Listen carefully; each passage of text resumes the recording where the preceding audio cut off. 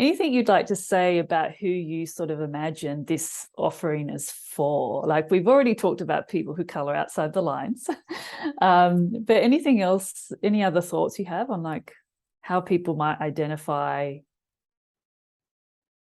or maybe how you would identify them? Yeah. I think there are a couple of things. There is who they are and why they come. So you mentioned people coloring outside the lines. Now, I call my tribe the weirdos, the oddballs, and the misfits. You know, and for me, they are terms of endearment completely. You know, and yes, it's people that don't fit the conventional narrative. So let me just give you an example. I had to laugh when I was preparing for this time together, because I got a message from someone I'm seeing later in the week who said, I want to show you my painted fingernails. Okay, so far, so nothing. But if now I'm telling you that it is from a 75-year-old, devoutly Christian, church-going gentleman, you might think, okay, not what I was expecting. Yeah, welcome to my tribe. And I love that. I love the fact that these are people who are going to say, you know, I'm not fitting in a mold, I'm not fitting in a box. And I really love that.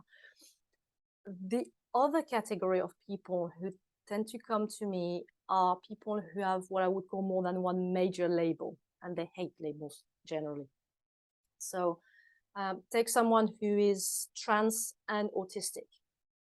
And they tell me that the problem they have is they often find guides, mentors, facilitators, coaches who will look at only things through one lens. So if they're in the LGBT realm, their trans identity will be seen, but everything will be colored by that particular view. Conversely, if they go into a neurodiverse environment, their autism will be understood, but everything else will be glossed over. And they are desperate to be seen holistically. You know, yes, these characteristics matter and they help define some of their functionings, but it doesn't define their essence.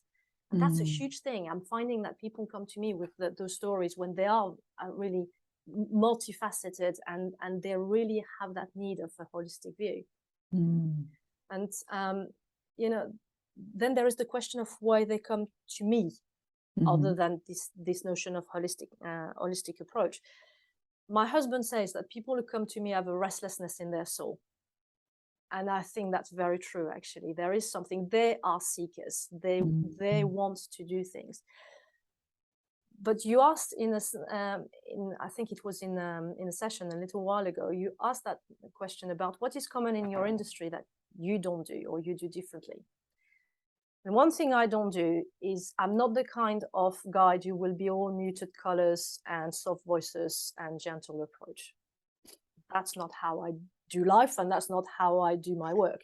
There's something gritty about the way I do things. You know, that it's raw, it's messy, it's real. You know, and I love that. And part of the reason why people come to me is because they sense that they know that I can embrace the glory, but I can embrace the goal. Now, that doesn't mean that every journey is going to be, you know, hell and back. Not at all. But I really find that my clients come to me because they know that nothing is taboo, that because of my own journey and that of the people who came before them, there is nothing that's going to scare me, disgust me, offend me, you know, anger me, whatever.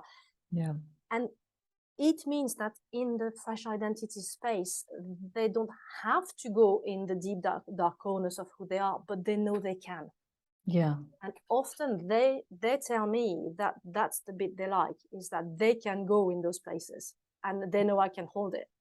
And to me, that's where the magic happens, because they can really start allowing themselves to see everything, even the bits that are really, you know, buried down or that are really challenging for them. And they start to breathe and relax into all of their aspects. And I love that, you know, and they can really start to appreciate the fullness of their blueprint, even the bits that they really don't get on in the first place with. And that's really the work. So I find that overall, that's what happens, is those people who are really different, really colorful, really multifaceted, and they need that space where all of it is invited, all of it is welcome, and all of it is held.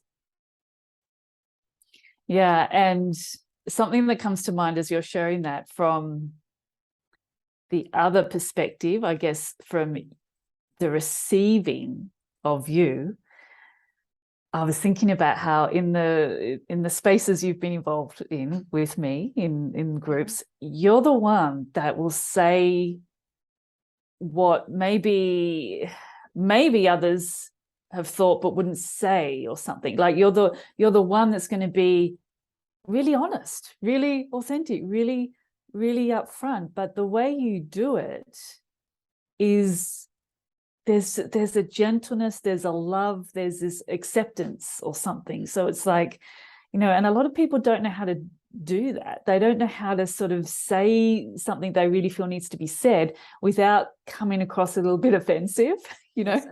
But you do that, and I think that's a really nice thing for people to know, because it's like you got their back, you know. Yes. Like when you say stuff to me, it's like, I know you've got my back, you know. This is not about me. And it's like, it's nice to have that upfrontness. And, you know, it gives me the feeling like if I was ever unsure about something, I'd think, I'll ask Alba because she'll give it to me. That is very interesting, because that's an experience I've had many times. People telling me, I'm not quite sure what I need, but I know I need to speak to you. Yeah. Or other cases like, I need something that is truly neutral and truly caring, and I'm coming to you. And that's exactly that energy. Now, that's not necessarily easy to articulate, you know, that kind of space, because on paper, it is the same as what many other people do. And that's where the work with you has been helpful, because it was to try and get to the essence of that, you know, that. And one person, when I was looking through the organize your message at what I wanted to say, said, you're persistently accepting of people, persistently accepting. Beautiful. And I love that, which is, you know, you're not going to quit, and you're going to take them as they are. And I love that. Yeah, so good.